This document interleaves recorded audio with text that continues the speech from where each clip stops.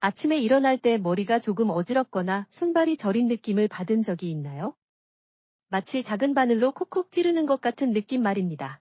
때로는 거울을 볼 때 평소보다 얼굴이 더 부어 보이고 눈꺼풀까지 부종이 있는 것을 발견할 수 있습니다. 많은 사람들이 이런 현상을 대수롭지 않게 여기며 잠을 제대로 못 잤거나 나이가 들어서 나타나는 자연스러운 현상이라고 생각합니다.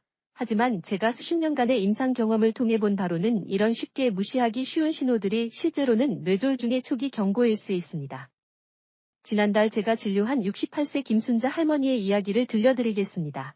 할머니는 최근 2주 동안 매일 아침 일어날 때마다 어지러움을 느꼈고 오른손이 가끔 저렸으며 거울을 볼 때 눈꺼풀이 부어있는 것을 발견했다고 하셨습니다. 처음에는 할머니와 가족들 모두 봄철 습기 때문이거나 잠을 제대로 못 잤기 때문이라고 생각했습니다.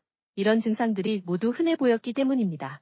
김 할머니는 선생님 나이가 들어서 몸이 예전 같지 않은 것 같고 최근 날씨 변화도 심해서 춘곤증인가 싶었어요. 라고 말씀하셨습니다. 하지만 시간이 지나면서 증상은 점점 더 뚜렷해졌습니다. 김 할머니는 기억력이 떨어지기 시작했고 때로는 말을 하다가 하려던 말을 까먹기도 했으며 시장에서 장을 볼 때 계산을 자주 틀렸고 평소 익숙한 길도 헷갈렸습니다. 딸인 김미영 씨가 나중에 저에게 말하기를 어머니가 그 기간 동안 특히 건망증이 심했어요. 치매 초기 증상인가 싶어서 마음이 많이 걱정됐죠. 그리고 걸을 때도 불안정해 보였고 몇 번 넘어질 뻔했어요. 저희가 병원에 가보자고 권했지만 괜찮다며 그냥 피곤한 것뿐이라고 하셨어요. 라고 했습니다. 더욱 가족들을 걱정시킨 것은 김 할머니의 성격에도 미묘한 변화가 있었다는 점입니다. 평소 온화하고 참을성 있던 분이 쉽게 짜증을 내게 되었고 때로는 작은 일에도 화를 내는 일이 생겼는데 이는 이전에는 전혀 없던 일이었습니다. 남편인 김철수 할아버지는 그 기간 동안 아내가 항상 기분이 좋지 않았어요. 저희는 갱년기 후유증이거나 은퇴 후 생활 리듬 변화로 인한 감정 변화라고 생각했습니다. 라고 말했습니다. 어느 날 아침 김 할머니가 일어날 때 갑자기 심한 어지러움을 느꼈고 오른쪽 팔다리에 힘이 빠졌으며 말을 하려고 해도 발음이 불분명해지고 입곤자리까지 약간 돌아가는 증상이 나타났습니다. 가족들이 깜짝 놀라 119에 신고하여 병원으로 급히 이송했습니다. CT와 MRI 검사 결과 왼쪽 대뇌중동맥에 혈전이 형성된 것이 발견되었습니다. 다행히 빨리 병원에 와서 혈전용의 치료와 후속 재활치료를 받아 거의 정상으로 회복되었습니다. 김 할머니는 병상에서 제 손을 잡고 말씀하셨습니다. 선생님, 그런 증상들이 경고 신호인 줄 알았다면 이렇게 오래 끌지 않았을 텐데요. 어지러움이나 손저림 같은 것들은 모두 정상적인 노화 현상이라고 생각했어요. 몸이 벌써 신호를 보내고 있었다는 걸 몰랐네요. 딸인 김미영 씨도 후회하며 말했습니다. 저희가 그때 의학 상식이 좀 더 있었다면 어머니가 이런 고생을 하지 않으셨을 텐데요. 이런 사례는 저를 깊이 생각하게 만듭니다. 많은 뇌졸중은 실제로 예방할 수 있으며 관건은 몸이 보내는 초기 신호를 알아차리는 것입니다. 김 할머니와 같은 경우는 제 외래에서 거의 매달 만나게 됩니다. 어떤 환자들은 더 심각해서 최적의 치료 시기를 놓쳐 영구적인 후유증이 남기도 합니다. 건강한 삶에 오신 것을 환영합니다. 저희는 건강이 인생에서 가장 소중한 선물이라고 믿으며 여러분과 함께 건강을 지켜나가겠습니다. 저는 신경내과 임상경험 20여 년의 박정수 의사입니다. 예방할 수 있었던 많은 비극들을 보아왔습니다. 오늘은 뇌졸중이 발생하기 전에 우리 몸이 조용히 보내는 신호들에 대해 이야기해 보겠습니다. 여러분은 이런 신호들을 제때 발견할 수 있을까요? 5가지 초기 경고 신호를 절대 무시하지 마세요. 첫 번째 신호는 일어설 때 어지러움을 느끼거나 눈앞이 캄캄해지는 것입니다. 의학적으로는 기립성 저혈압이라고 하며 이는 보통 뇌가 일시적으로 충분한 혈액 공급을 받지 못한다는 의미입니다. 많은 사람들이 이를 정상적인 현상이라고 생각하며 특히 오래 앉아있다가 갑자기 일어날 때 그렇게 생각합니다. 하지만 고혈압이나 고지혈증 또는 당뇨병이 있는 중장년층에게는 이런 상황이 특히 위험합니다. 정상적인 상황에서는 누워있거나 앉아있다가 갑자기 일어날 때 중력의 작용으로 약 500에서 1000ml의 혈액이 하지와 복부에 몰리게 되어 심장으로 돌아오는 혈액량이 감소합니다. 건강한 심혈관계는 교감신경 흥분과 심박수 증가, 혈관 수축 등의 방식을 통해 혈압을 안정적으로 유지하도록 빠르게 조절됩니다. 하지만 혈관 탄력성이 떨어지거나 혈액 점도가 증가하거나 자율신경 기능에 문제가 생기면 이런 조절 메커니즘에 문제가 발생하여 뇌혈류 부족을 초래합니다. 이때 혈압 변화가 빠르고 혈관벽이 받는 압력이 갑자기 증가하여 많은 문제가 이때 시작됩니다. 일부 환자들은 이런 상황에서 급성 심근경색이나 뇌경색이 발생하기도 하며 이는 결코 과장이 아닙니다. 저도 70세 노인분이 아침에 일어날 때 갑자기 쓰러져서 병원에 왔을 때 이미 대면적 뇌경색이 발생한 경우를 경험한 적이 있습니다. 두 번째 경고 신호는 손발 저림이며 때로는 몸의 한쪽이 이상하게 느껴지기도 합니다. 이런 저림 감각은 간헐적일 수도 있고 지속적일 수도 있습니다. 많은 사람들이 단순히 자세가 잘못되어 신경이 눌린 것이라고 생각하지만 저림이 몸의 한쪽에만 나타나거나 활동 후에도 사라지지 않는다면 주의를 기울여야 합니다. 손발 저림의 원인은 다양하지만 다른 증상과 함께 나타날 때는 종종 뇌혈관 문제를 시사합니다. 이는 대뇌피질이 감각 영역에 혈액 공급 부족이 발생하여 해당 부위의 감각 이상을 초래하기 때문입니다. 특히 저림이 장갑이나 양말을 신은 것 같은 분포를 보이거나 무력감을 동반할 때는 더욱 주의해야 합니다. 60세 은퇴한 교사였던 한 환자가 기억납니다. 그분은 오른손이 항상 저리다고 하셨는데 글을 쓸 때 특히 심했다고 합니다. 처음에는 오랫동안 펜을 잡아서 생긴 직업병이라고 생각했고 별로 신경 쓰지 않았습니다. 어느 날 젓가락도 제대로 잡을 수 없게 되어서야 병원에 와서 검사해보니 경동맥에 심각한 협착이 있었고 뇌경색이 발생할 뻔한 상황이었습니다. 세 번째 신호는 얼굴 부종, 특히 눈 주위의 부종입니다. 거울을 볼 때 얼굴이 부었고 눈꺼풀이 두꺼워 보인다면 이는 보통 혈액순환이 좋지 않거나 정맥환류에 문제가 있거나 신기능 저하를 시사합니다. 이런 증상은 아침에 더욱 뚜렷하게 나타나는데 이는 밤사이 누워있을 때 체액이 재분포되고 신장 기능이 좋지 않거나 신장 대사에 이상이 있으면 부종이 나타나기 쉽기 때문입니다. 얼굴 부종은 겉보기에 그리 심각해 보이지 않지만 종종 전신순환계 문제의 외적 표현입니다. 심장의 펌프 기능이 저하되거나 혈관 투과성이 증가할 때 체액이 조직 간극에 모이게 되는데 가장 먼저 나타나는 곳이 바로 눈꺼풀과 얼굴 부위입니다. 이 부위의 피부가 비교적 얇고 피하 조직이 느슨하기 때문입니다. 네 번째 신호는 기억력이 갑자기 떨어지고 반응이 느려지는 것입니다. 어떤 사람들은 갑자기 건망증이 심해지고 일을 처리하는 반응이 예전보다 훨씬 느려지며 때로는 말을 하다가 하려던 말을 까먹거나 간단한 계산도 어려워합니다. 이는 뇌의 특정 영역, 특히 기억과 인지 기능을 담당하는 해마나 전두엽 등의 혈액 공급 부족을 시사할 수 있습니다. 많은 사람들이 이런 증상을 나이가 들어서 생기는 것이거나 업무 스트레스 때문이라고 생각하지만 실제로는 기억력이 단기간에 급격히 떨어진다면 종종 뇌혈관 문제를 시사합니다. 뇌는 인체에서 산소 소모량이 가장 많은 기관으로 체중의 2%에 불과하지만 전신 산소의 20%와 포도당의 25%를 소모합니다. 혈액 공급이 부족할 때 뇌의 고등 기능이 가장 먼저 영향을 받습니다. 50대 기업 임원이었던 한 환자가 기억납니다. 그분은 최근 기억력이 심각하게 떨어져서 회의할 때 자주 할 말을 까먹고 업무 효율이 명확히 떨어진다고 불평했습니다. 처음에는 업무 스트레스가 커서 생긴 것이라고 생각했지만 검사 결과 양쪽 경동맥에 모두 다른 정도의 협착이 있었고 뇌혈류량이 명확히 감소해 있었습니다. 적극적인 치료 후 기억력이 뚜렷하게 개선되었습니다. 다섯 번째 신호는 균형 감각이 떨어지고 걸을 때 불안정한 것입니다. 걸을 때 한쪽으로 치우치거나 별다른 이유 없이 자주 넘어지며 특히 몸을 돌리거나 체위를 바꿀 때 불안정함을 느낀다면 이는 손해나 뇌간 혈관에 문제가 생긴 신호일 수 있습니다. 손해는 인체의 균형 중추로 사지 운동을 협조하고 신체 균형을 유지하는 역할을 합니다. 뇌간은 생명 중추로 호흡과 심박 등 기본적인 생명 기능을 조절합니다. 이런 부위의 혈액 공급이 부족할 때 환자가 가장 먼저 나타내는 증상이 바로 균형 장애입니다. 이런 증상은 비교적 가벼울 수 있어서 환자는 단지 걸을 때 발밑이 푸신푸신하다거나 어둠 속에서 더 쉽게 넘어진다고 느낄 뿐이지만 이는 뇌혈관 병변의 중요한 경고 신호입니다. 의학권위 기관의 연구 발견? 이런 5가지 증상이 자주 나타난다면 이는 단순한 피로가 아니라 뇌혈관에 이미 문제가 생겼거나 심지어 미세한 막힘이 형성되고 있다는 것을 알려주는 신호일 수 있습니다. 임상에서 저희는 때로 이런 환자들에게 뇌CT나 MRI 촬영을 하는데 겉보기에는 모든 것이 정상으로 보이지만 자세히 검사하면 여전히 일부 미세한 문제를 발견할 수 있습니다. 저희는 이런 상황을 열공성 뇌경색이라고 부르는데 이는 뇌의 작은 혈관 문제입니다. 열공성 뇌경색은 특수한 유형의 뇌경색으로 병변이 보통 매우 작아서 직경이 일반적으로 1.5cm를 넘지 않으며 주로 뇌심부의 작은 관통지동맥에서 발생합니다. 이런 작은 혈관의 직경은 수십에서 수백 마이크로미터에 불과하지만 뇌심부 중요 구조물의 혈액 공급을 담당합니다. 이런 작은 혈관에 병변이 생길 때는 종종 뚜렷한 신경기능 결손을 일으키지 않아서 환자는 단지 가벼운 어지러움이나 기억력 저하 또는 사지의 가벼운 무력감만을 느낄 뿐입니다. 하지만 열공성 뇌경색은 결코 중요하지 않은 작은 문제가 아닙니다. 연구에 따르면 열공성 뇌경색이 있는 환자가 대면적 뇌경색이 발생할 위험은 정상인의 5배에서 10배입니다. 이는 마치 뇌혈관계가 켜둔 노란불과 같아서 즉시 조치를 취하지 않으면 더 심각한 뇌혈관 사건으로 진행될 가능성이 높다는 것을 알려줍니다. 대한뇌졸중학회와 미국 심장협회의 최신 연구 데이터에 따르면 뇌졸중 발생 전 7일에서 30일 내에 몸에서 여러 중요한 경고 신호가 나타날 수 있습니다.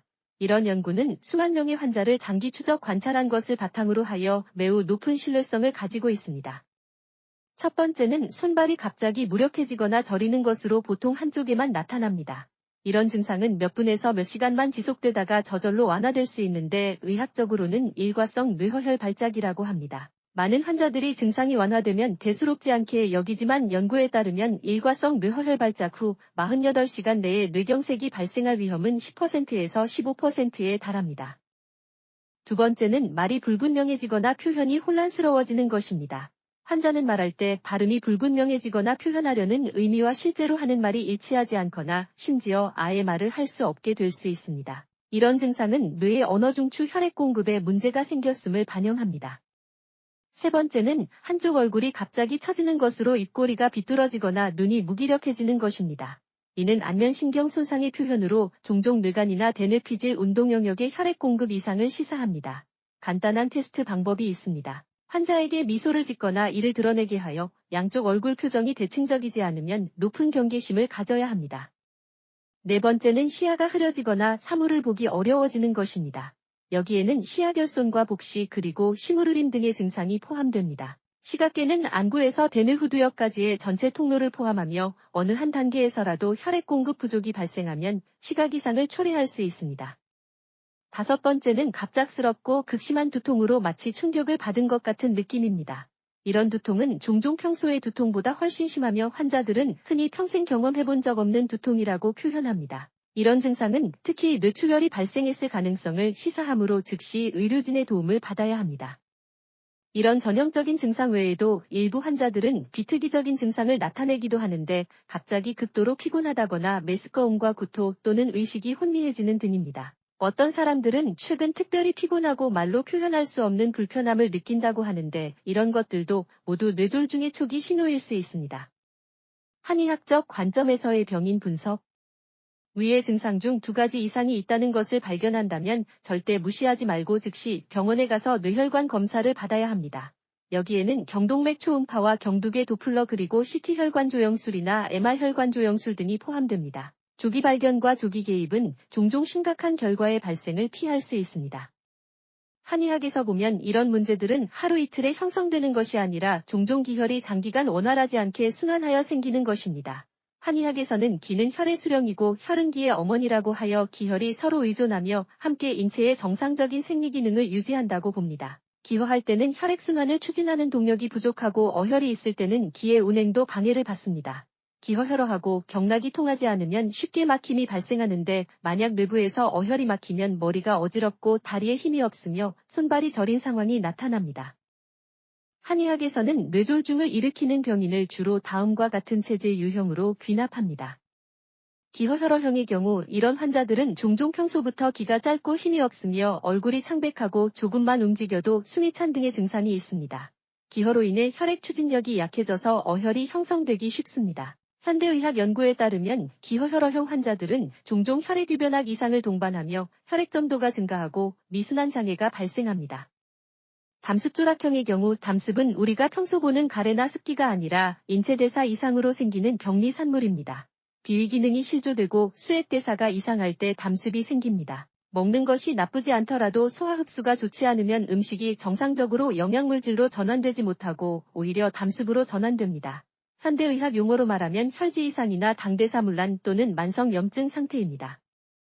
이런 환자들은 자주 몸이 무겁다고 느끼고 머리가 흐릿하며 가슴이 답답하고 가래가 많으며 혀입기가 두껍습니다.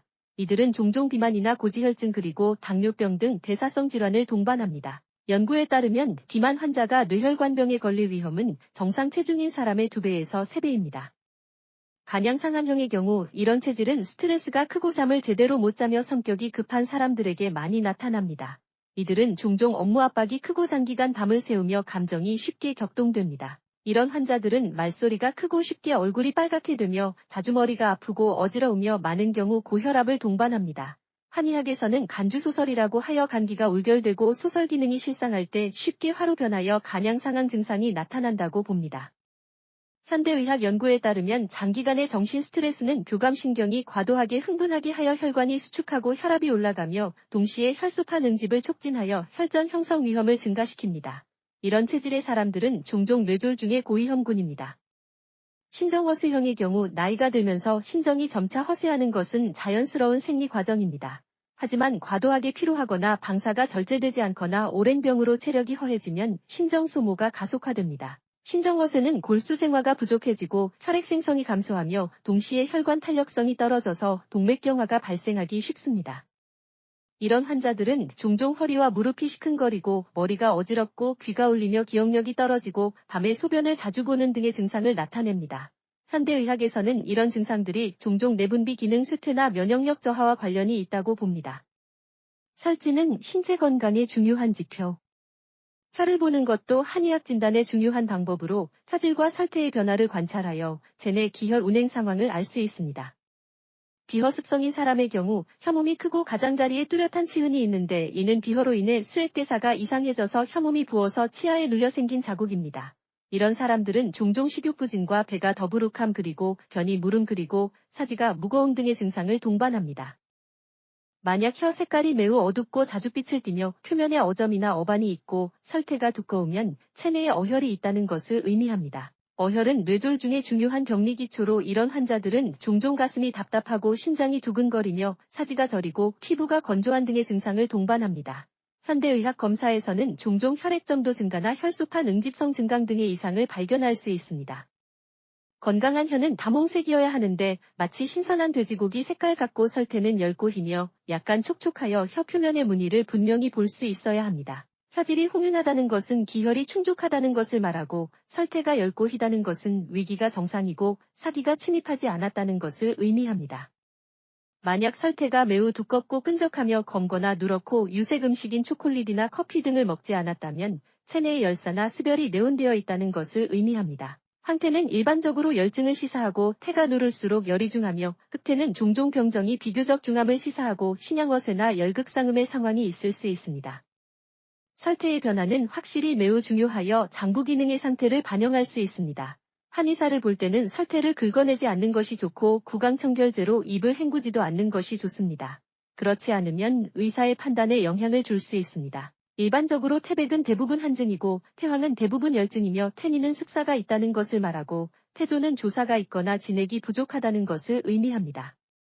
혀를 관찰하는 것을 통해 우리는 확실히 많은 건강 지식을 배울 수 있고 이런 것들은 모두 자기 보건에 사용할 수 있는 기초 기능입니다. 하지만 강조해야 할 것은 다른 사람을 진단하는 것은 또 다른 문제로 깊이 있는 이론 지식과 풍부한 임상 경험이 필요하므로 일반인들은 함부로 다른 사람에게 진단 결론을 내리지 말아야 한다는 것입니다. 가장 중요한 것은 인내심과 지혜로 자신을 잘 돌보는 법을 배우고 자신 몸의 변화를 알아차려서 조기 발견과 조기 예방을 하는 것입니다.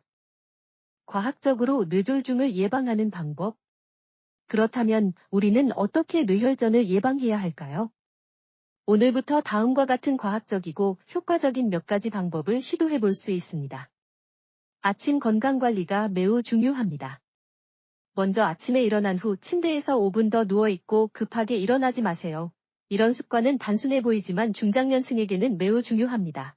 어떤 사람들은 깨자마자 즉시 침대에서 나오는 습관이 있는데 특히 성격이 급한 사람들이 그렇습니다. 젊은 사람들은 혈관 탄력성이 좋고 신장 기능이 강해서 이렇게 해도 별 문제가 없을 수 있지만 나이가 들면 천천히 하는 것이 좋습니다. 침대에서 먼저 손발을 움직이고 주먹 쥐었다 펴기나 발목 돌리기 그리고 심호흡 등 간단한 스트레칭 운동을 할 수 있습니다. 혈액순환이 점차 활발해지게 한 다음 천천히 앉아서 침대 가장자리에 잠깐 앉았다가 마지막에 일어나세요. 이런 과정은 심혈관계에 적응할 시간을 주어 혈압이 갑자기 변하는 것을 피할 수 있습니다. 일어난 후 첫 번째로 할 일은 따뜻한 물 한 컵을 마시는 것으로 300에서 500ml가 적당합니다. 밤새 잠을 자는 동안 인체는 호흡과 피부 증발 등의 방식으로 대량의 수분을 잃게 되어 혈액이 비교적 끈적해집니다. 즉시 수분을 보충하면 혈액을 희석시키고 혈액 점도를 낮추며 혈전 형성 위험을 줄일 수 있습니다. 따뜻한 수건으로 머리나 목 부위를 찜질할 수도 있는데 온도는 40도에서 45도 정도로 조절하고 5분에서 10분간 찜질하세요. 이렇게 하면 혈관 확장을 도와 혈액순환을 촉진하고 혈관 경련을 완화할 수 있습니다. 젊은 사람들은 때로 차가운 물로 세수하는 것을 좋아해서 정신을 차리려고 하지만 중장년층에게는 갑작스러운 차가운 자극이 오히려 혈관을 급격히 수축시켜 혈압이 급상승하고 심뇌혈관 사고를 일으킬 수 있습니다. 운동은 최고의 약물입니다. 매주 최소 150분의 중등도 강도 유산소 운동을 해야 하며 매회 30분씩 주 5회 또는 매회 50분씩 주 3회로 나눌 수 있습니다. 중장년층에게 적합한 운동으로는 빠른 걷기와 수영 그리고 태극권과 팔당금 그리고 광장무 등이 있습니다. 이런 운동들은 강도가 적당하고 관절에 주는 충격이 적으며 지속하기 쉽습니다. 운동이 뇌졸중 예방에 주는 이익은 다방면입니다. 첫째, 운동은 심폐기능을 개선하고 심장 펌프 능력을 증강시키며 혈액순환 효율을 높일 수 있습니다. 둘째, 운동은 측부순환 건립을 촉진할 수 있어서 주요 혈관에 협착이 생겼을 때 측부순환이 부분적으로 혈액 공급을 대상할 수 있습니다. 셋째, 운동은 혈압과 혈직 그리고 혈당을 낮춰서 동맥경화의 위험 요소를 줄일 수 있습니다. 마지막으로 운동은 정서를 개선하고 스트레스를 줄일 수 있어서 뇌졸중 예방에도 매우 중요합니다. 유산소 운동 외에도 적당한 근력 훈련과 유연성 훈련도 해야 합니다. 근력 훈련은 근육 힘을 증강시키고 신체 균형 능력을 개선하여 넘어질 위험을 줄일 수 있습니다.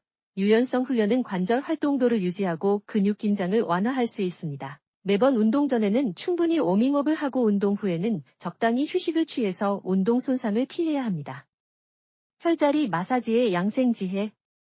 밤에 잠들기 전에는 따뜻한 물로 15분에서 20분간 발을 담글 수 있는데 수온은 40도에서 45도로 조절하여 편안하다고 느끼는 정도가 좋습니다. 발 담그기는 혈액순환을 촉진하고 피로를 완화하며 수면질을 개선할 수 있습니다. 발을 담그는 동시에 또는 그 후에 두 개의 중요한 혈자리인 태충혈과 풍지혈을 마사지할 수 있습니다. 태충혈은 발등에 있는데 첫 번째와 두 번째 중족골 사이 틈의 뒤쪽 오목한 곳에 위치하며 간경의 원혈입니다.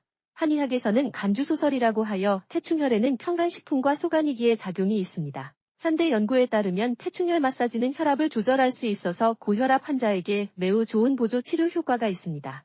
마사지할 때는 엄지손가락 끝으로 눌러주며 매번 3분에서 5분간 시큰거리는 느낌이 들 정도가 적당합니다. 풍지혈은 뒷목 부위에 있는데 흉쇄유돌근과 승모근 사이에 오목한 곳으로 대략 귓볼 뒤쪽과 뒷머리카락선 사이에 있습니다. 이 혈자리는 담경의 혈자리로 거풍해표와 청혈안신의 작용이 있습니다. 풍지혈 마사지는 뇌부 혈액순환을 개선하고 두통, 어지러움을 완화할 수 있으며 경축병으로 인한 어지러움에도 매우 좋은 효과가 있습니다. 마사지할 때는 양손 엄지손가락으로 양쪽 풍지혈을 각각 눌러주며 매번 3분에서 5분간 합니다. 식이요법 양생의 비결. 음식 방면에서는 간단한 양혈통낙차를 직접 준비할 수 있습니다. 대합은 단삼 3g과 홍화 1g 그리고 구기자 5g과 산사 3g입니다. 이런 약재들을 깨끗한 물로 한 번 헹군 다음 600ml 물을 넣고 먼저 센 불로 끓인 후 약한 불로 10분에서 15분간 더 끓이면 됩니다.